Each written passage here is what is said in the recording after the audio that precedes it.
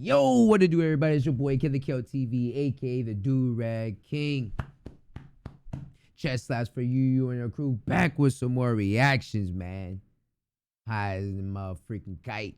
We got 10 greatest signature moves in the NBA history, man. As you can see, we got Jordan versus the GOAT versus one of the other GOATs, Kobe Bean Bryant, man. Rest in peace, Kobe Bean Bryant, Gigi, and everybody else on the that lost their lives on that horrible helicopter accident, man. Rest in peace to everybody, all the families, all that stuff. But I'm meant to say, man, my favorite signature move is going to have to be the fadeaway, man. That fadeaway, that Kobe spin fade is nuts. Like, well, I guess Jordan does it too. You know what I mean? Same people. But man, that shit is fire, bro. But we got 10 greatest signature moves in NBA history by wait, where did I find this from? Nonstop Sports, man. Shout out to Nonstop Sports, man. Appreciate you, my boys. Let me keep the ad revenue. I ain't even partnered yet. Great Come on, NBA Mike. players Come often on, develop Mike. a go-to move, something that gives Come them an on, Mike. advantage. And the Shaq, best center in the world. Shaq, Shaquille O'Neal, best center. Oh, not in the world right now, but like best center of all time. Shaquille O'Neal. Like, come on, man. Not hands down, but definitely the best. to defend. Some moves, however, are more recognizable than others because they look different. They're super effective. Players use them often. With great apologies to George Gervin, who just missed the cut with his finger roll, we chose these top 10 signature moves in basketball history. Yeah. Shout out to Nonstop Sports, Kareem boy. Abdul-Jabbar, Skyhook. Of course. You're the tallest person on the court with the longest wingspan, and you can release the ball from your hand at the highest point. You get a shot that can hardly ever be blocked. Many have tried, and many have failed. Only Wilt Chamberlain managed to block it on 2 occasions. 'cause he's But Kareem's versing- Skyhook was largely unguardable. There was just no point in trying to stop it. You Yeah. could only try to stand as close to the guy and hope he misses. And he didn't miss much. He didn't Kareem's miss at Skyhook all. was so effective that it earned the unofficial title of the most unguardable move in NBA history. And the numbers back it up, because Kareem has scored more points in the NBA than anyone, ever. And the vast majority of them came via his patented signature move. Kareem says he Shit. developed the shot because he often played with older competition as a kid, and that was the only shot he could shoot that didn't get smashed back in his face. Once he grew the way he did, it was over. When great skills meet excellent physical tools, that's when you get dominance. And that's precisely Like, how did he not lose? How does he not win every game?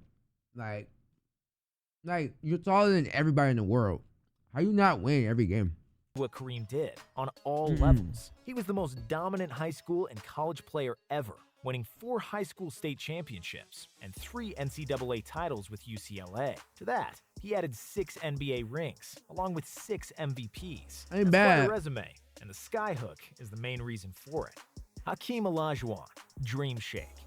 Hakeem Olajuwon is one of the best players of his generation and one of Definitely. the greatest centers of all time. He was That shit out extremely here. nimble and Woo. graceful with his movement, and was the only center that could continuously pull off the moves that were usually reserved for guards. Crossovers and pull-up jumpers were regularly on the menu in Olajuwon's basketball kitchen, but it was one move that he perfected and made famous that was deadliest of all: the Dream Shake. Dream Shake consists of pivoting to one side and then quickly counter-pivoting to the other to shake off your opponent and have a free look at the basket. Clean as shit. However, that's easier said than done, and nobody did it Them like rocket jerseys go crazy. AKA the Dream.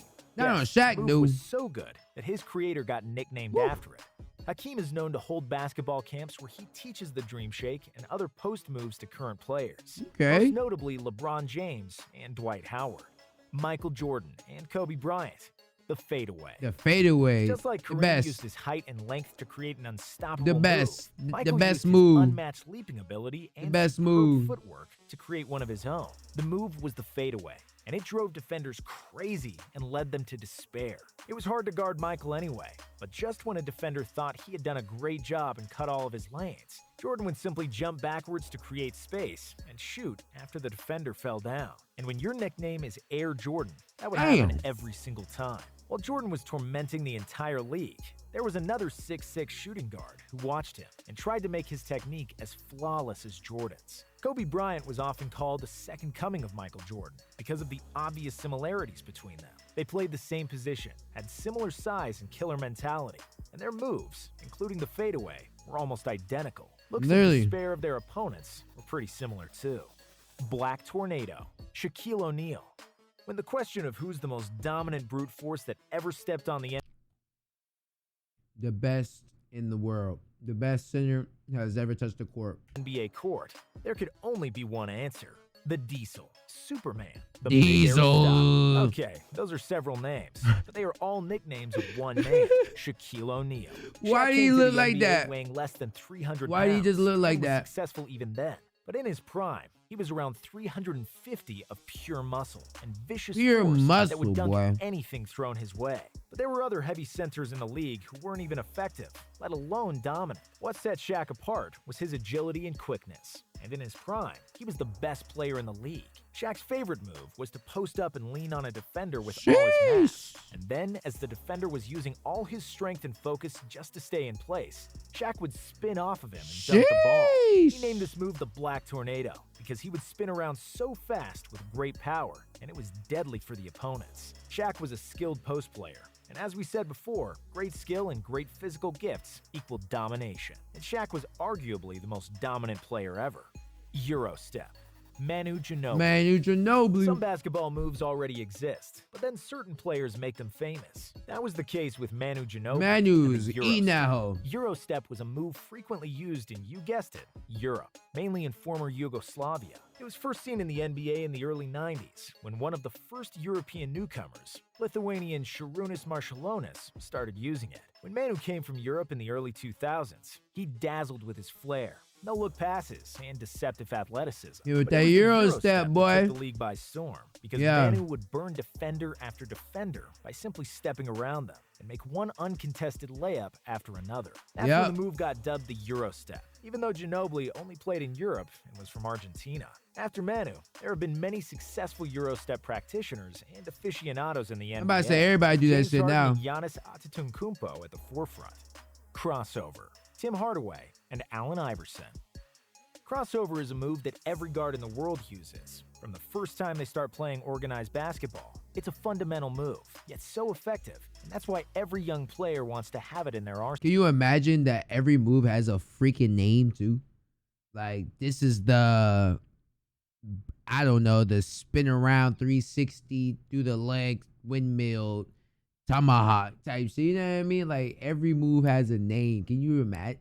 Like that's crazy, bro. Like what if they just go to practice and be like, yo, make sure you learn that one crossover, like some 2K type shit. Like that's fucking wild, bro. And even though everyone has a crossover, the move is usually tied up to two people. What about J whose Cross though, crossovers were man? J so Smooth. deadly that it became their Ooh. signature move. Tim Yeah. Hardaway and Allen Iverson. Despite the move was Yeah. slow, these two players have done And it one, differently. yeah, Hardaway's yeah. was Oh, tighter, and he went into the Woo. move more quickly than Iverson. Woo. Iverson, on the other hand, made his crossover wider. He had a long wingspan, and he would move the ball from one stretched arm to the other to lull the defender, which is best seen on the famous Sheesh. Jordan crossover. Despite the differences in styles, results were usually the same. Woo. The defender stuck, or even worse, with broken ankles. Single-legged fadeaway. Dirk Nowitzki. hey, Dirk be hitting that Single-legged shit on. fadeaway was unstoppable. Yeah, it's still especially in his unstoppable. prime. Dirk is a 7-footer and one of the best shooters in NBA history. Yeah. However, he was also one of the least athletic players, and he wouldn't be as effective if he hadn't trained with Holger Geschwindner, a German coach who trained him throughout his career and who taught him his signature move. Because he lacked athleticism, he couldn't jump backward and shoot a fadeaway like Kobe and MJ. Yes, yeah, jump Instead, off one Dirk leg. simply leaned away and used his height to shoot over the defender, with his pivot leg serving for balance and the separation he needed to take the shot off. That signature move single-handedly, or single-leggedly if you will, helped Dirk to become one of the best Yeah. scorers in the history And of one thing I respect about Dirk too, like he ain't switched no teams, dog. My man stuck it out with the Mavericks to the end, bro. Like shout out to him, shout out to Tim, shout out to all the people that stick out with their teams to the end. Like, I mean, I'm a huge LeBron fan, but there's always gonna be that sweet spot for me of people just like just riding it out, like win, loss, draw, don't matter. You know what I mean? Like, I respect that shit a lot, man. Like, I respect that shit a lot. game. With over 30, I'm still a LeBron fan though, Unlike but some other players on this list who just made standard moves famous, single-legged fadeaway was never seen before Dirk and never successfully replicated after it, which makes it even more unique. Deep 3. Steph Curry. I didn't even know Steph that was a Curry, move, to along be with his honest. Splash brother Klay Thompson, changed the game of basketball forever. That's a shot, Before yeah. then, it was widely considered that Flight jump would be shooting Flight would be happy as shit right now. No cap. Hey, y'all make sure y'all tag Flight under the comments, bro. Tell him that Stephen Curry is the best shooter in the motherfucking world. And shout out to FTC. You get what I'm saying? couldn't win championships, with Charles Barkley as a spiritual leader of that school of thought. But then Steph Curry and the Warriors won the title in 2015, with Steph and Klay averaging more than 15 attempts from deep combined. Steph in particular was an unsolvable mystery for opposing defenses, because he would often attempt and make deep threes from 30 feet or more, well behind the three-point line. His long-range shooting That man makes the craziest threes in the world, dog. Past half court, and his constant movement created more space for the rest of the team. It was the birth of the pace and space era in the NBA. Christ. It all started with Steph and his That's like a regular. That's a regular shot for him, bro. Tim Duncan. Because on the Wii, the bank shot never works. Yeah, well, you should return it and get a Wii fund. Just like James scientifically explained, Tim Duncan was the master of the bank shot. Duncan was one of the NBA's most quiet and unassuming superstars. He was nicknamed the Shout out Big to Tim Duncan, Fundamental though. because he did everything fundamentally sound, and he wouldn't do and say anything too flashy. While the bank shot was rarely used by anyone else, Tim Duncan perfected it because it provided an extra angle he could use when the defender had a hand in his face, trying to block Timmy from shooting straight to the basket. So, Duncan just shot slightly to the left or right and used the glass to bounce the ball to the hoop. The shot itself isn't sexy. It's not the fundamental. that cool and often looks awkward, which was the essence of Tim Duncan himself, and that's what made it a perfect match. Step back.